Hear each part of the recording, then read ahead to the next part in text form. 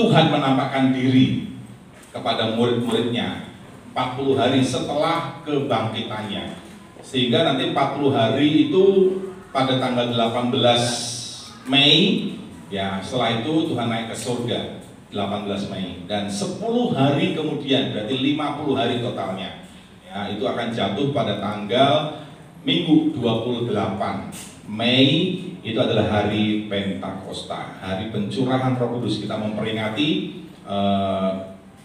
Roh Kudus dicurahkan di kamar loteng Yerusalem sebagai peringatan Pentakosta yang pertama, saudara yang dikasih Tuhan. Nah, nanti hari ini kita akan belajar tentang Pentakosta, api Roh Kudus bakar hatiku. Ini saya sampaikan di minggu yang kedua ini, saudaraku. Kenapa? Karena minggu yang ketiga ya itu kan setelah kenaikan ya, itu nanti akan dilayani oleh Bapak Pendeta Timotius Sujono, gembala dari GPI Garut.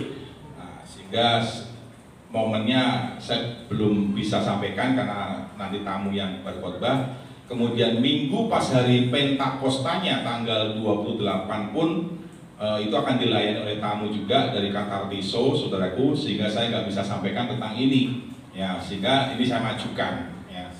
Seharusnya memang pas hari Pentakosta tanggal 28 ini disampaikan, tetapi karena pas jadwalnya bukan saya, jadi saya sampaikan di minggu yang kedua, jadi digeser di minggu yang kedua. Sementara untuk yang sesi serial tentang pray until something happen ya, kita tunda dulu ya, memang masih ada sambungannya. Tapi kesempatan pagi ini sebelum saya masuk di khotbah ini, saya ingin mereview sebentar PowerPoint dari strong point-nya saja dari pray until something happen yang kemarin ya, karena ini penting sekali.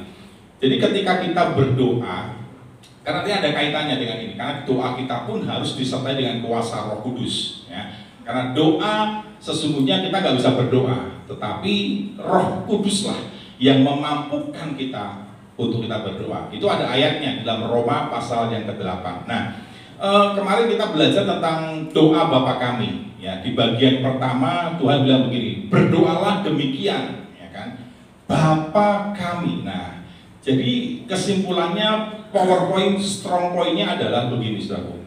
Dari doa Bapa kami itu, ketika kita berkata Bapa kami, itu berarti ya bahwa Bapa sendiri, Tuhan Yesus sendiri, dia yang memperkenalkan dirinya ingin dipanggil sebagai Bapa.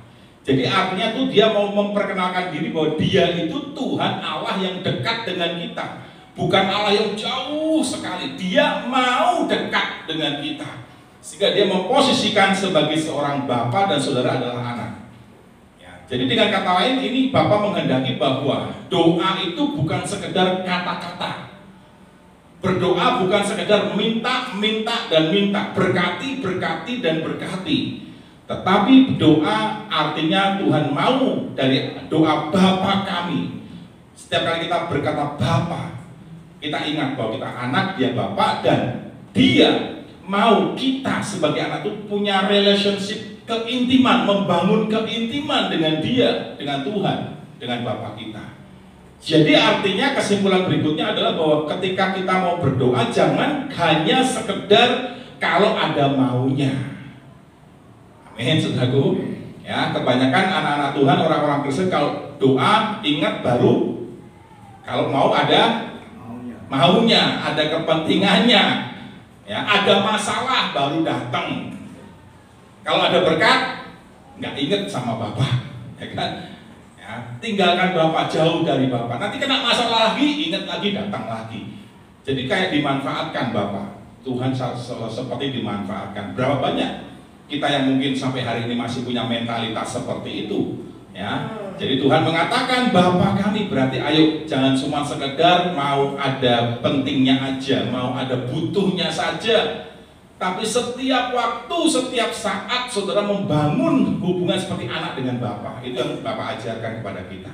Yang mengerti katakan amin. Ini poin yang pertama, kesimpulan yang pertama. Yang berikutnya, dari doa Bapa kami, ini artinya bahwa Bapa itu memperkenalkan dirinya sesuai dengan apa yang secara arti hurufiahnya, arti kata studi katanya, Bapa itu artinya sumber. Berarti ketika kita bilang Bapa kami, Bapa itu berarti mengingatkan kita, aku ini sumber loh. Aku ini sumber kehidupanmu loh. Kamu mau cari sumber-sumber yang lain di dunia, kamu dapatkan memang, tapi kamu tidak akan dapatkan seperti kau dapatkan dari aku. Kira-kira Bapak mau ngomong begitu. Kita ini hidup di bawah pilihan-pilihan. Saudara berhak dan bisa memilih apapun. Saudara punya kehendak bebas. Saudara bukan robot, bilang kiri kanan, engkau bukan robot gitu. Engkau ini punya kehendak bebas, Tuhan kasih. Bebas, kamu pilih. Tapi dari pilihan-pilihan saudara, Bapak mau kasih contoh begini.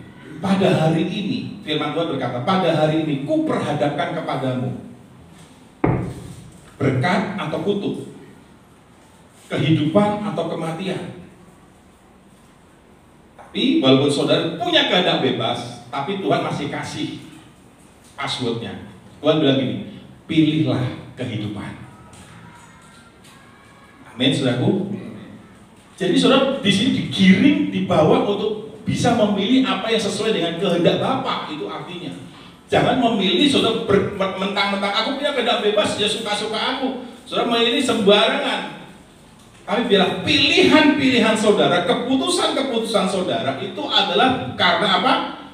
Berdasarkan opsi atau kehendaknya Bapa. Ya sumber. Saudara yang laki-laki yang sudah menikah sudah disebut Bapa. Yang belum menikah ya nanti bakal disebut Bapa juga. Ya kan? Jadi Tuhan mau mengingatkan kepada kaum laki-laki, kepada kita semua, para bapak dan kaum laki-laki. Artinya sama, kalau dia memperkenalkan Bapa itu adalah sumber, maka saudara yang laki-laki, yang bapak-bapak, yang suami-suami juga sumber. Jadi kalau kita kan saudara Bapa kami, oh berarti sudah sadar, oh iya, saya juga Bapa, saya ini laki-laki, laki-laki itu Bapa itu sumber, berarti saya juga sumber. Tapi saya masih punya sumber lain, yaitu Bapa. Artinya apa? Saya sebagai sumber, saudara sebagai sumber, yang laki-laki, yang suami, yang bapak-bapak, saudara harus terhubung dengan sumber yang asli, yang sumber kehidupan yang tak pernah ada habis-habisnya. Saudara bisa bayangkan ketika saudara sebagai laki-laki, sebagai suami, sebagai bapak, saudara sebagai sumber nggak pernah terhubung dengan sumber yang nggak pernah ada habisnya itu. Saudara jadi sumber yang kosong. Hati-hati saudara. Makanya nggak heran banyak keluarga-keluarga karam. Banyak keluarga-keluarga hancur. Banyak perusahaan-perusahaan yang nggak takut akan Tuhan juga lama-lama juga hancur. Kenapa? Karena dia nggak pernah terhubung dengan sumber itu, sehingga dia jadi sumber yang kosong. Bapa memperkenalkan dirinya adalah aku adalah Allah. Allah adalah kasih. Dia adalah sumber kasih itu. Kalau saudara sebagai laki-laki, sebagai suami, sebagai bapak nggak pernah terhubung dengan sumber kasih itu, saudara nggak punya kasih. Bagaimana saudara bisa mengalirkan kasih di tengah keluarga dan di tengah lingkungan, di tengah dimanapun kita berada? Amin, saudaraku. Makanya gak heran suami-suami laki-laki yang gak takut akan Tuhan, yang kosong sebagai sumber, dia kosong. Dia gak bisa mengasihi keluarga. Allah sumber damai sejahtera, kita nggak pernah terhubung sehingga kita pun nggak punya damai sejahtera. Bagaimana kita bisa hidup damai sejahtera dengan yang lain? Ini penting, saudaraku. Dia sumber hikmat. Bagaimana kita nggak bisa terhubung dengan dia? Kita nggak terhubung dengan dia, kita nggak punya hikmat. Bagaimana kita bisa mengambil keputusan-keputusan? Laki-laki, suami harus bisa ambil keputusan. Amin, saudaraku. Kalau laki-laki, suami nggak bisa ambil keputusan, bahaya saudaraku. Saudara sumber. Jangan sampai ada yang jadi anak mami, anak mama, anak ibu, anak siapa, ya kan? Masih ada, saya menemukan dulu waktu saya di Jawa Timur, saya di mana daerah mana di Probolinggo, ya kan? Sudah jadi suami tapi masih jadi anak mami, saudaraku. Hidup masih serumah dengan maminya, apa-apa masih cari maminya. Wah, repot saudaraku. Dari firman ini kita belajar yang laki-laki, ayo. Saudara sumber. Saudara harus terhubung. Bagaimana kalau laki-laki suami para ayah nggak terhubung, nggak pernah ibadah misalkan. Yang perempuan, yang wanita, cari laki-laki, lihat gimana ibadahnya. Dia males-malesan ibadah enggak? Doa enggak? Baca firman enggak? Ibadah enggak? Mau apa? Kan untuk keluarganya, untuk pekerjaannya, mau bagaimana? Sudah dia kosong. Gak ada yang bisa dia impartasikan, gak ada yang bisa dia salurkan. Makanya penting buat perempuan, buat para kaum wanita. Kalau mau cari pasangan hidup, lihat dia takut Tuhan enggak? Bagaimana ibadahnya? Dia sebagai sumber gimana di kehidupannya? Bagaimana saudara bisa tahu? Dari pacaran itu. Pacaran itu istilahnya trailernya. Masa pacaran itu trailernya. Ya nanti itu bakal di masa pacaran itu bisa jadi di kehidupan nyata, nanti di keluarga itu, saudara. Itu saya setuju. Saya setuju dengan salah satu orang yang bilang begitu, salah seorang psikolog atau apa itu ya. Pernah bilang gitu, pacaran itu masa yang menggambarkan nanti kehidupan keluarga kalau udah nikah. Ya memang ada yang dipalsukan, yang waktu pacaran semua tampak baik ya kan. Nah ini sudah harus lihat juga, makanya dilihat ibadahnya bagaimana, kehidupannya bagaimana. Sekarang selama pacaran sudah bisa lihat, dia ini palsu atau enggak gitu, pura-pura atau enggak. Motivasinya apakah sudah bisa nilai, sudah bisa baca semuanya waktu pacaran. Amin, saudaraku. Ya. Kalau laki-laki malas ibadah, malas doa, malas baca firman, bagaimana dia bisa dapat hikmat? Dia bisa dapat sumber keputusan-keputusan dari firman, bagaimana? Sulit menjalani keluarga nantinya, saudara. Yang belum berkeluarga, laki-laki yang belum, ayo persiapkan dirimu. Jadikan dirimu, posisikan dirimu, fungsikan dirimu sebagai sumber itu yang terus terhubung dengan Bapa. Yang perempuan, pesannya buat jangan sembarangan cari pasangan hidup, karena kau akan berjalan dengan dia seumur hidupmu. Jangan sembarangan, jangan obral. Amin, saudaraku. Ya, perhatikan bagaimana kerohaniannya. Jangan lihat dulu hartanya, ya kan? Wah dia punya ini, tapi kosong rohaninya. Berarti sudah menjadikan harta sebagai sumber, bukan Bapak sebagai sumber. Itu, ya itu kesimpulannya dari yang kemarin. Nah yang berikutnya ini, doa saudara harus diperlengkapi dengan kuasa Roh Kudus. Teks berikutnya, nanti kita lihat dari Kisah Rasul ya, pasal 8. Tapi kita lihat dulu kronologisnya dulu. Sebelum sampai pembahasan di Kisah Rasul 8, nanti kita lihat dulu dari Kisah Rasul 1-nya, perhatikan ya. Ayat keempat, pada suatu hari ketika ia makan, Yesus makan bersama-sama dengan mereka, dengan murid-murid. Yesus melarang mereka meninggalkan Yerusalem. Jadi Yesus berpesan ketika waktu makan bersama, perjamuan malam itu, Yesus berpesan, kamu jangan meninggalkan Yerusalem sampai nanti janji Bapa digenapi. Kira-kira simpelnya begitu ya. Dan menyuruh mereka tinggal di situ di Yerusalem menantikan janji Bapa. Yang demikian katanya, telah kamu dengar daripadaku. Nah ini janjinya apa? Ayat yang kelima, ya kan? Sebab Yohanes membaptis dengan air, tetapi tidak lama lagi kamu akan dibaptis dengan Roh Kudus. Ini yang dimaksud dengan janji Bapa itu. Karena ini kan peristiwa Yesus mau naik ke surga juga nih, ya. Yesus berpesan, kamu tetap di Yerusalem, di sana kamu berdoa, kira-kira gitu, ya kan? Singkat cerita Tuhan tunjukkan tempatnya, dan mereka ketemu di kamar loteng itu.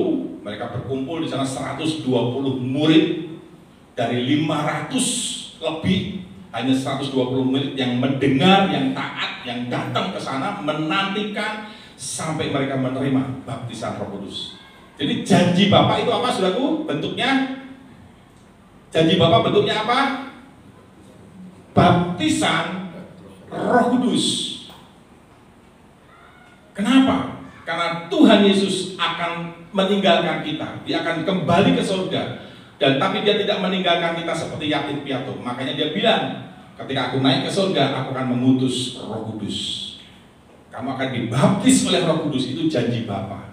Jadi clear ya, amin. Sudah jelas ya, janji Bapa itu bukan kemakmuran yang di konteks ini ya, bukan kemakmuran, bukan kekayaan, bukan promosi, bukan kesembuhan, bukan, tapi secara spesifik adalah bicara tentang baptisan Roh Kudus. Jadi kalau sudah mengartikan janji Bapa, lihat konteksnya apa nih? Nah, ya ternyata ini baptisan Roh Kudus.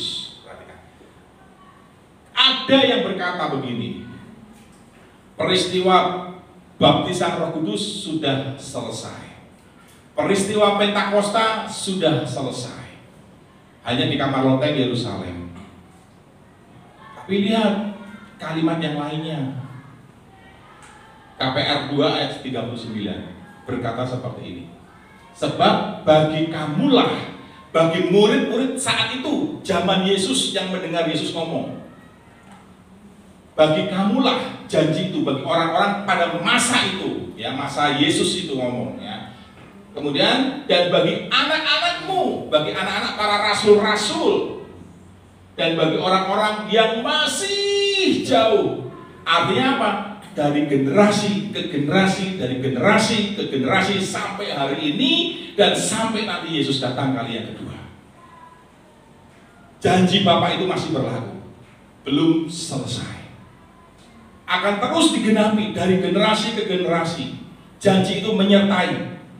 Janji itu menyertai dari generasi ke generasi, akan ada janji Bapa baptisan Roh Kudus. Orang-orang Kristen gereja Tuhan harus menerima ini janji Bapa. Jangan mau hanya terima janji Bapa secara finansial saja, tapi janji Bapa secara rohani. Ini kekayaan rohani, saudaraku. Ya. Baptisan Roh Kudus yang masih jauh, yaitu sebanyak yang akan dipanggil oleh Tuhan Allah kita. Artinya apa? Sebanyak orang yang mau merespon, yang mau menanggapi, yang mau percaya dan mau memberi diri. Baptis aku Roh Kudus. Aku mau mengalami baptisan Roh Kudus. Kalau sudah nggak respon, sudah nggak percaya, sudah acuh, nggak peduli, ya sudah nggak terima janji itu. Konsekuensinya apa? Saudara hidup tanpa kuasa Roh Kudus. Saudara sudah punya Roh Kudus, tapi sudah nggak pernah melibatkan Roh Kudus. Sudah nggak pernah ngobrol, sudah nggak pernah bersama-sama berjalan dengan Roh Kudus. Sudah jalan sendiri, Roh Kudus nggak tahu, diem mungkin ya, parkir, ya kan? Sudah nggak pernah pedulikan Roh Kudus. Sudah anggap Roh Kudus nggak ada. Jadi janji tentang baptisan Roh Kudus, pencurahan Roh Kudus, itu terjadi dari generasi ke generasi. Diawali dari kitab Yoel pasal yang kedua. Kemudian daripada itu aku akan mencurahkan rohku atas semua manusia. Dari kitab Yoel kemudian masuk dalam Kisah Rasul, diulangi lagi. Yakobus waktu itu khotbah di Kisah Rasul pasal 15 itu. Waktu di sidang yang pertama rasul-rasul itu. Yakobus berkata, mengutip dari kitab Yoel. Jadi janji itu yang dari kitab Yoel masih berlaku sampai zaman Kisah Para Rasul, sampai Yakobus ngomong. Dan ini dari generasi ke generasi. Artinya pencurahan Roh Kudus akan terus terjadi. Amin, saudaraku. Dan hari-hari ini kita dikenalkan dengan satu istilah, Pentakosta yang ketiga. Banyak orang juga nggak bisa percaya, kok ada Pentakosta 1, ada Pentakosta 2, ada Pentakosta ketiga. Nah, Pak Niko berikan definisi makna yang spesifik tentang Pentakosta ketiga ini. Pentakosta ketiga ini adalah menggenapi apa yang pernah Tuhan sampaikan melalui William Seymour 100 tahun yang lalu lebih, ya, tahun 1909. Tuhan berbicara kepada William Seymour waktu terjadi Pentakosta yang kedua di Azusa Street itu. Kemarin tanggal 14 April sudah di launching, saudaraku. Ya, tempatnya sudah digunting pita. Sudah selesai tapi belum 100%. Tapi kesaksian luar biasa. Sampai suami dari wakil presiden sebuah negara, saya lupa namanya, negara apa itu, sampai dari Amerika, dia lagi ada pertemuan dengan petinggi pemerintahan di Amerika. Setelah selesai, dia langsung sengaja terbang untuk berkunjung di APT itu, Azusa Street Prayer Tower itu. Sengaja datang, saudara. Jadi saudara perlu mengalami janji Bapa ini, baptisan Roh Kudus. Kalau mungkin sudah mendengar pengajaran-pengajaran di luar sana, sudah selesai, nggak ada lagi baptisan Roh Kudus, saudara pegang janji ini aja. Firman ini sudah pegang sebagai acuan saudara, supaya saudara nggak goyah. Karena di luar sana banyak pengajaran berkata begitu, sudah selesai baptisan Roh Kudus, sudah selesai. Next berikutnya, ya, klik. Ayat 5-nya, sebab Yohanes membaptis dengan air, tapi tidak lama lagi kamu akan dibaptis dengan Roh Kudus. Ini janji Bapaknya. Perhatikan ayat 8-nya. Tetapi kamu akan menerima kuasa. Nah, baptisan Roh Kudus kenapa diperlukan? Kenapa sampai Tuhan berjanji? Bapa sampai berjanji, kenapa? Karena baptisan Roh Kudus itu kan memberikan kuasa buat saudara. Yang tadi saya bilang, kalau saudara nggak ngalami baptisan Roh Kudus, nggak ngalami kepenuhan Roh Kudus, maka saudara tanpa kuasa, kayak handphone tanpa baterai, saudaraku, lowbat. Makanya saudara nggak bisa struggle, nggak bisa berjuang, nggak bisa semangat, nggak bisa menyala-nyala, mudah menyerah, nggak bisa komitmen, nggak bisa sungguh-sungguh, naik turun, ya kan? Karena saudara nggak punya kuasa, saudara lowbat. Memang ada Roh Kudus, tapi saudara nggak libatkan dia, saudara cuek sama dia, sama Roh Kudus. Perlu, karena Tuhan bilang kamu akan terima kuasa kalau Roh Kudus itu turun ke atasmu, membaptis engkau dipenuhi Roh Kudus. Ini tuh masa-masa Roh Kudus, saudaraku. Sampai Tuhan datang, ini masa Roh Kudus. Masanya Bapak leluhur kita tuh masa Bapak, zamannya Bapak, masa Yesus ya zaman Yesus, zaman anak, zaman putra. Sekarang kita hidup sampai Yesus datang, ini zaman anak, zaman Roh Kudus.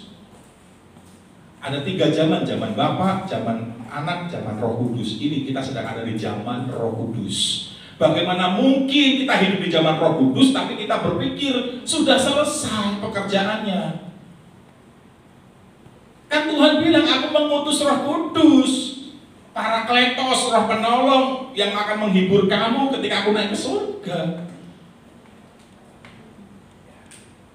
Dan kamu akan menjadi saksiku. Yang kedua, kenapa sampai baptisan Roh Kudus menjadi janji yang berlakunya tuh dari generasi ke generasi? Ini berarti sangat penting, saudaraku. Urgent, very, very, very urgent. Gak bisa ditawar, gak bisa dikompromi. Gereja Tuhan, orang Kristen harus ngalami. Karena itu akan memampukan saudara dan saya jadi saksi. Bersaksi, baik melalui perkataan maupun melalui kehidupan sehari-hari. Ini pentingnya. Next berikutnya, yang ayat 11-nya, ya, itu kan PowerPoint-nya di ayat 5 tuh, janjinya di ayat 5. Dan kita lihat Yesus ini, saya langsung aja ke yang kuningnya. Yesus ini yang terangkat ke surga. Perhatikan, ini kan menjelang, tadi yang saya bilang itu kan menjelang kenaikan Yesus. Tanggal 18 nanti kita rayakan, kita peringati. Meninggalkan kamu, akan datang kembali dengan cara yang sama seperti kamu melihat dia naik ke surga. Perhatikan, ini kalimat ini penting. Yesus yang terangkat.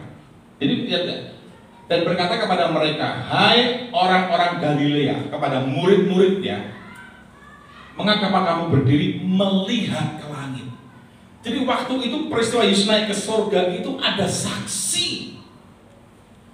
Saksinya bukan 1, 2, 3, 4 orang, 5 orang, 6 orang, enggak. Kurang lebih yang ada di kamar loteng itu menyaksikan semuanya. Mereka melihat Yesus naik ke surga, mereka melihat sampai Yesus hilang. Ini kisah nyata, ini bukan dongeng, ini bukan fiksi, saudaraku. Sekalipun di luar sana ada yang ngomong kitab suci itu fiksi. Saudara percaya kitab suci fiksi? Percaya nggak kitab suci itu fiksi? Halo? Ini real, ini nyata, ini kisah, ini saksi, ini sejarah, saudaraku.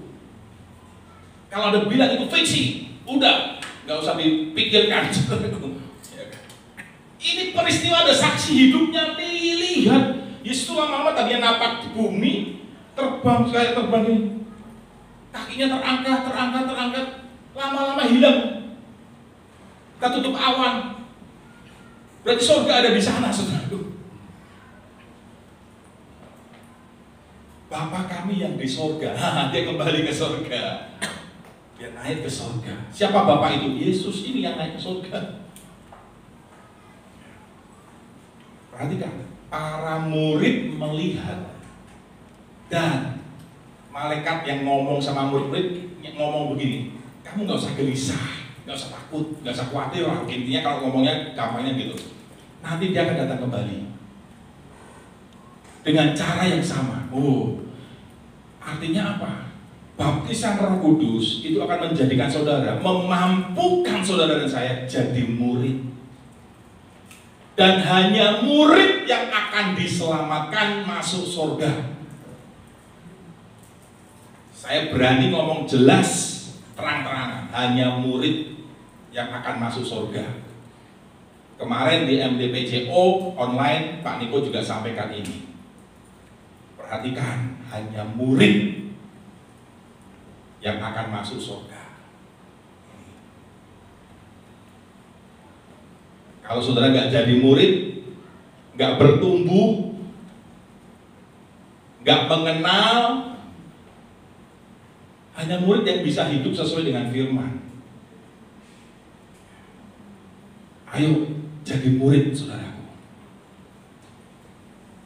Persiapan kita menyambut kedatangan Tuhan itu ada dua hal penting yang kita harus lakukan.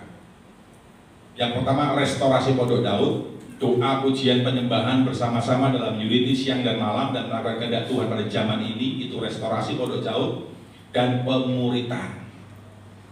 Saudara lakukan ini aja, dua ini. Saudara berikan hidup saudara, berikan diri saudara dalam hal kerohanian. Dua ini aja relnya atau sayapnya. Kalau bicara tentang sayap ya, satu restorasi pondok Daud, satu lagi pemuritan, mengepak sama-sama. Jangan hanya satu, ngepaknya berat, saudara, nggak seimbang. Ayo siapkan diri saudara dan saya semuanya masuk dalam menara doa. Kita ini udah banyak difasilitasi. Kalau secara konsep belum bisa, secara online sudah ada.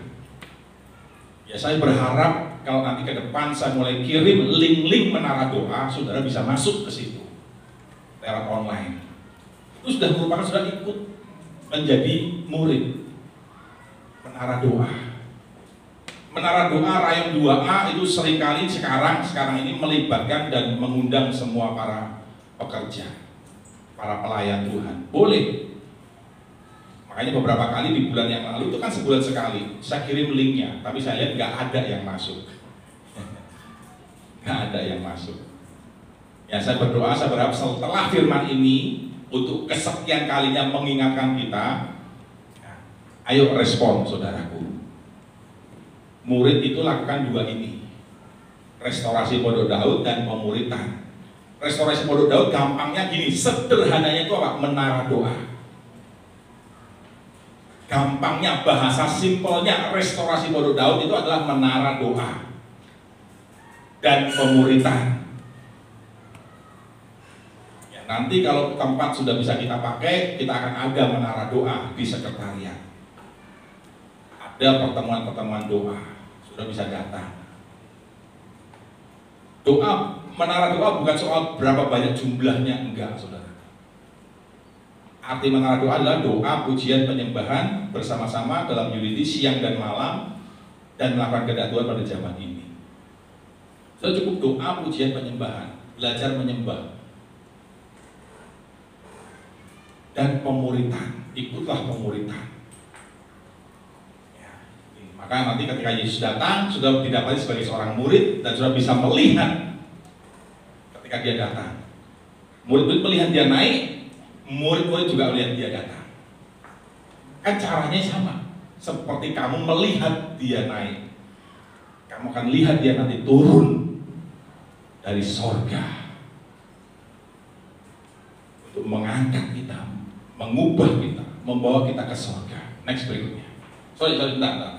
Kita lihat ini ya. Jadi Yesus mempersiapkan sorga bagi kita. Ketika Yesus naik ke sorga, dia bilang, aku di rumah Bapakku banyak tempat tinggal. Nah, dia sedang siapkan sorga buat kita, tempat buat kita. Dia naik, dia siapkan tempat buat kita, buat saudara dan saya. Dan Roh Kudus turun. Roh Kudus sendiri mempersiapkan kita untuk bisa masuk ke surga. Itu peran Roh Kudus, peran fungsi Roh Kudus. Tapi kalau sudah cuekin, sudah gak peduli, sudah gak percaya, lewat saudara. Roh Kudus tidak bisa mempersiapkan saudara untuk sampai ke surga. Yang dipersiapkan Roh Kudus levelnya adalah murid. Ya, ini. Jadi zaman Roh Kudus sekarang sudah sedang dipersiapkan oleh Roh Kudus supaya sudah bisa sampai ke surga. Next berikutnya. Apa lagi nih? Oh iya, oke. Ayat 4 sekarang. Maka penuhlah mereka dengan Roh Kudus, lalu mereka mulai berkata-kata dalam bahasa-bahasa lain. Kitab Kisah Para Rasul ini patron model gereja masa kini, gereja akhir zaman masa kini, gereja kerasulan. Maka dikatakan sekarang ada gereja kerasulan, gereja yang wujudnya modelnya model kerasulan. Jadi Kisah Rasul ini modelnya yang dicontoh, yang diterapkan di zaman masa kini. Semua pengajaran-pengajarannya yang diajarkan oleh Rasul Paulus ini menjadi patron, menjadi apa ya namanya, doktrin, menjadi apa, teologi buat gereja masa kini. Ketika Roh Kudus dicurahkan, baptisan terjadi. Tandanya apa? Nah, tandanya apa? Kita bisa lihat, kita bisa, oh saya sudah ngalami baptisan ini. Yang tanda yang bisa dilihat ini, mereka murid-murid berkata-kata dalam bahasa lain.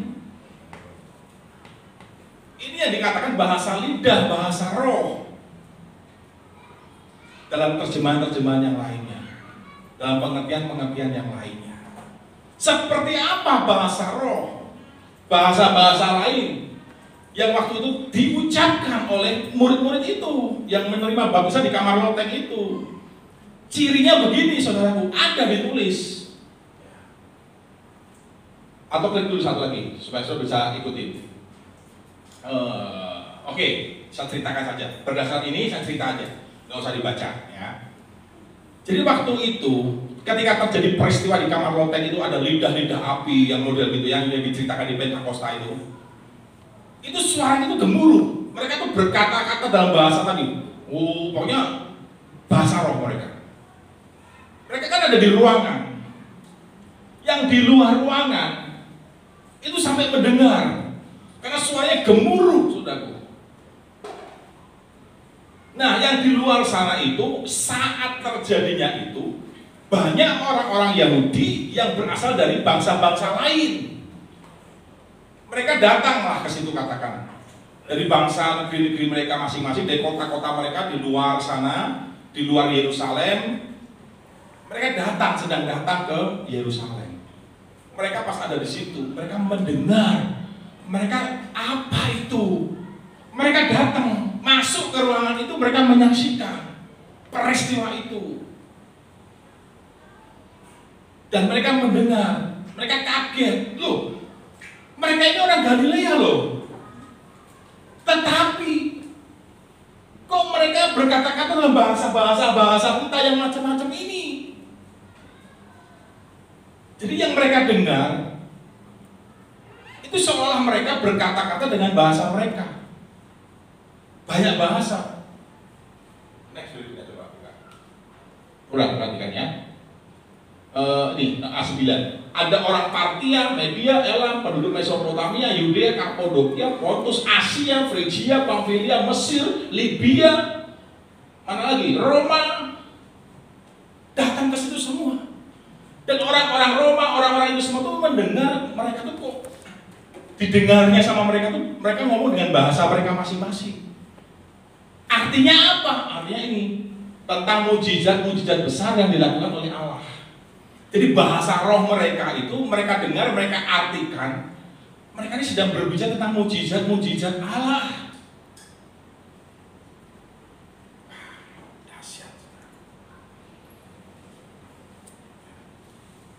Ini.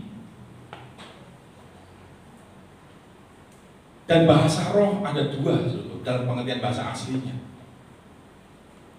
Glosolalia dan apa satunya, exosalia atau apa ya, satu lagi saya lupa. Yang kita sering pakai bahasa roh kita itu untuk penyembahan, untuk kita menyembah Tuhan. Ada kesaksian nyata, saudaraku. Pak Beliar Kautu, worship leader yang pernah, yang selalu lah katakan selalu mendampingi Pak Niko kalau ada acara-acara di luar di mana Pak Beliar itu menjadi WL-nya, menjadi worship leadernya, selalu mendampingi Pak Niko. Kemanapun Pak Niko melayani, ada Pak Beliar pasti. Kemarin waktu di Azusa Street juga ada juga Pak Beliar di sana. Nah, suatu hari ada pertemuan apa gitu di luar negeri, di Amerika kalau nggak salah. Pak Beliar itu lagi mimpin pujian juga.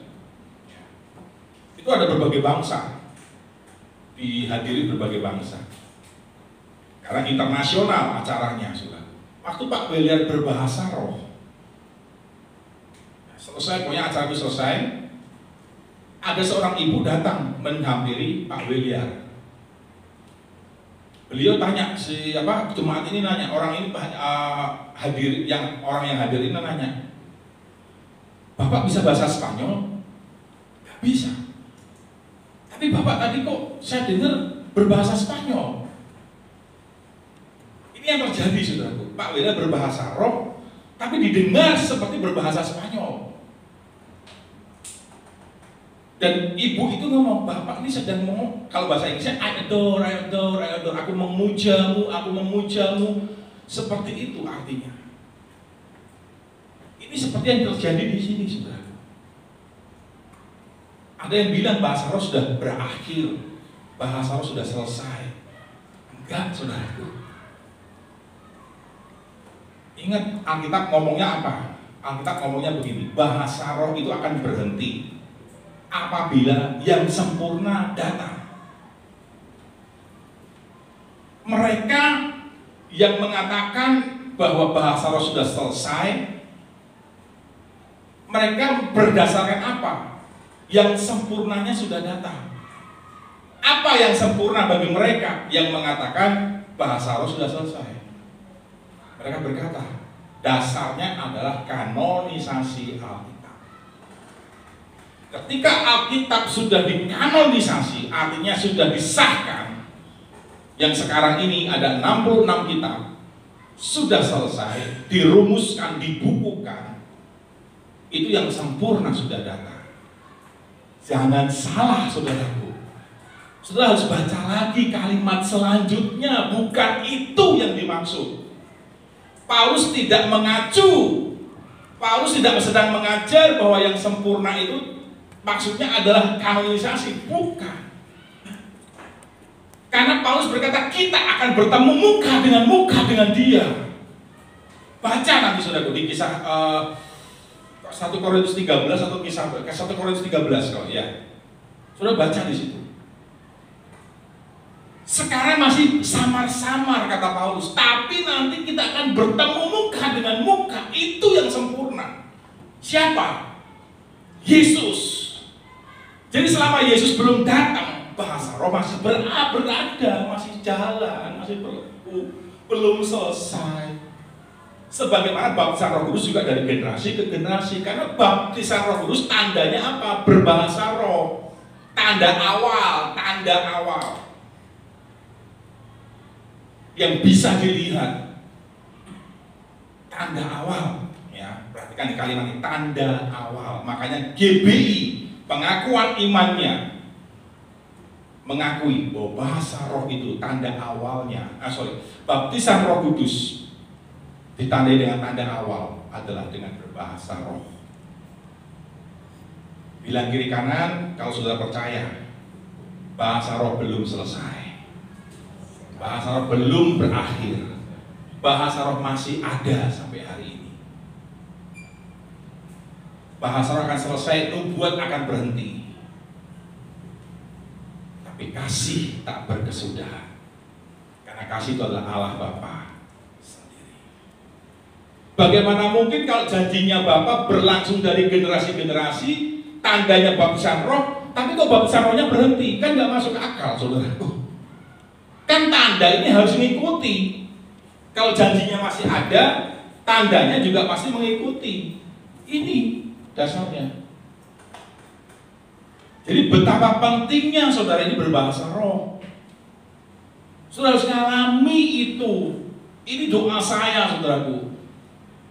Setiap kali saya diingatkan oleh Tuhan, saya selalu doa, Tuhan biar jemaatmu, umatmu di tempat ini percaya ngalami baptisan Roh Kudus. Mereka dibaptis Roh Kudus dengan tanda awal berbahasa roh. Jangan malu, jangan takut, jangan tertuduh, saudaraku. Awalnya ya kayak orang bayi itu, anak bayi.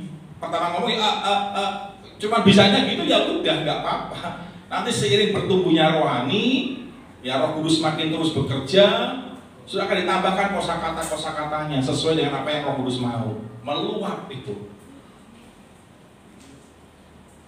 Ya, oke, next berikutnya. Nah ini, sejak kematian Stefanus, perhatikan tadi kalimatnya ya, kita akan segera selesai. Kisah Rasul 1 ayat 8 tadi. Kamu akan terima kuasa kalau Roh Kudus turun atasmu. Lewat kuasa itu kamu akan jadi saksiku. Dari mana? Yerusalem, seluruh Yudea, Samaria, sampai ujung bumi. Ya, Yerusalem itu bisa diartikan sesuai konteksnya. Kalau konteks lebih kecil dalam pribadi kita ya dari kita dulu, dari pribadi kita dulu Yerusalem, kemudian masuk kepada keluarga kita, keluarga inti, keluarga besar, komunitas dan seterusnya yang lebih besar. Itu sampai ujung buminya. Yudeanya yang mungkin di keluarga yang lain, Samarianya di keluarga-keluarga orang yang belum percaya. Ujung bumi ya udah semua, nggak ada batasan lagi. Nah Tuhan itu mau kita tuh jadi saksinya. Kuasa yang kita terima bukan hanya untuk diriku, Yerusalem toh, enggak, tapi sampai ke ujung bumi, sampai ke bangsa-bangsa, sampai ke semua orang. Tapi mereka gagal paham. Murid-murid gagal paham.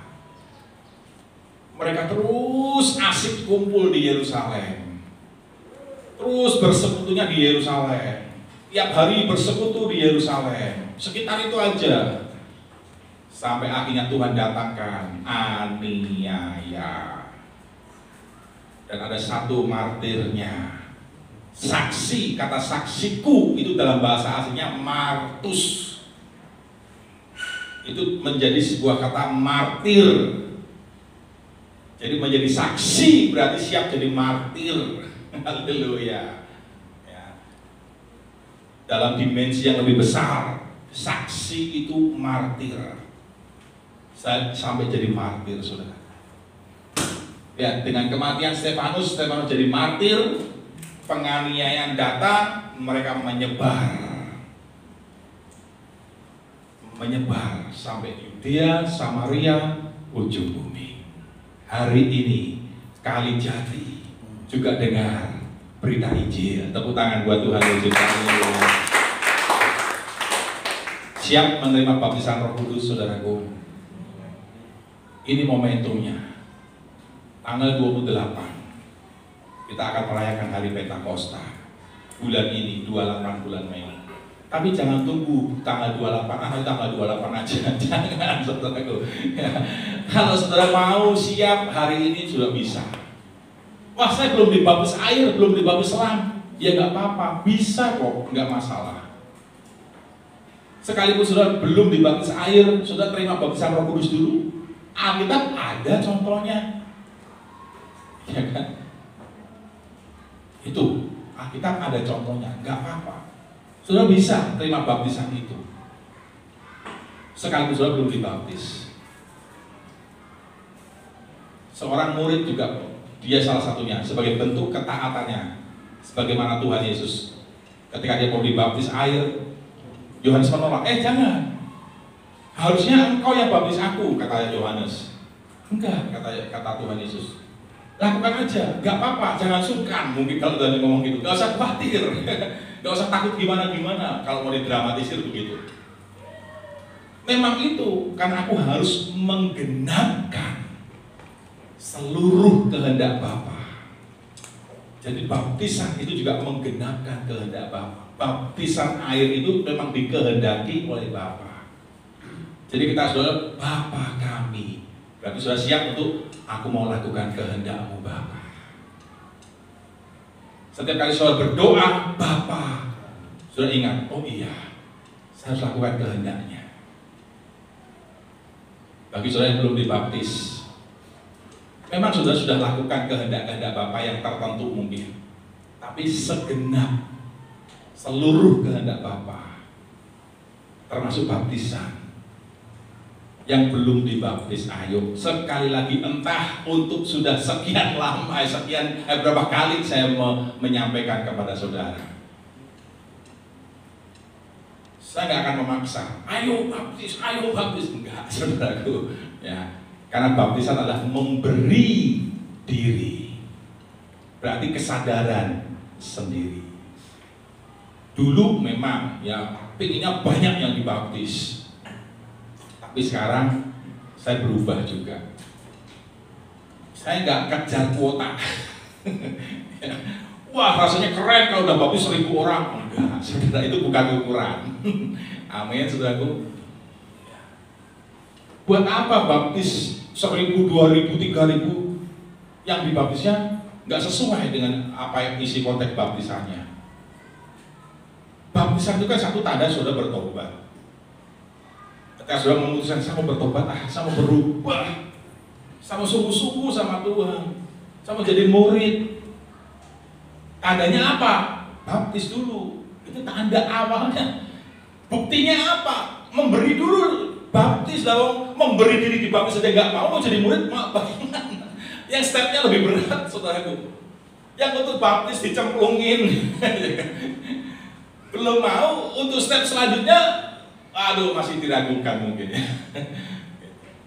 Ini step paling awal, dasar, saudaraku. Tanda pertobatan dan tanda mau jadi murid, bukan tanda mau menikah. Baru baptis kalau mau menikah.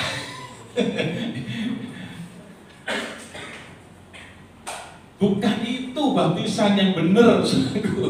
Ya walaupun mungkin ada kasus-kasus tertentu seperti itu, ya kita tolong lah. Ya masa kita nggak tolong? Yang kita bisa tolong ya kita tolong sesuai dengan apa yang kita bisa mampu berikan. Ya kan? Amin, saudaraku. Jadi saudara harus melalui ini, step ini. Baptis air, baptis Roh Kudus, maka saudara akan hidup dipimpin oleh Roh Kudus.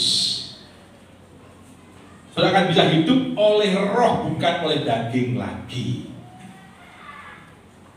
Kiranya Pentakosta tahun ini menjadi sebuah momentum berharga buat saudara dengan sudah mengalami baptisan Roh Kudus. Setelah itu sudah akan dipenuhi setiap hari, sudah akan dipenuhi oleh Roh Kudus. Baptisannya sekali, ada awalnya bahasa roh, tapi selanjutnya sudah harus minta penuhi aku Roh Kudus. Kepenuhan Roh Kudus berlangsung setiap hari. Itulah yang memampukan saudara hidup dipimpin oleh Roh dan hidup oleh Roh, bukan oleh daging. Gak usah bingung kalau mau doa, saudaraku. Kita tuh orang Kristen enak doanya. Gak usah berdebat soal harus panggil Allah boleh nggak? Harus panggil Jehovah, nggak usah bingung-bingung. Sekarang ini banyak orang yang memaksakan pengajaran. Kita tuh harus Jehovah, Yahweh. Kalau doa harus Yahweh, Yahweh. Nggak boleh Allah, nggak boleh. Itu di luar sana sekarang malah dirame kayak begitu, saudaraku. Nggak usah bingung, nggak usah banyak berdebat. Udah panggil Bapak, cukup, saudaraku. Amin. Sudah berdebat, kita nggak dipanggil untuk berdebat, saudaraku. Sudah dipanggil untuk jadi saksi. Amin. Sudah tahu nggak di luar sana sedang ada Allah nggak boleh, ya kan? Jangan panggil Allah, orang Kristen nggak boleh panggil Allah. Udahlah, nggak usah bingung-bingung lah, nggak usah diperdebatkan yang begitu. Harusnya pusing di situ, nggak lancar nanti. Cukup panggil Bapak, dah gitu aja. Bapak. Ya kan? Amin, saudaraku. Kiranya Tuhan memberkati saudara-saudara.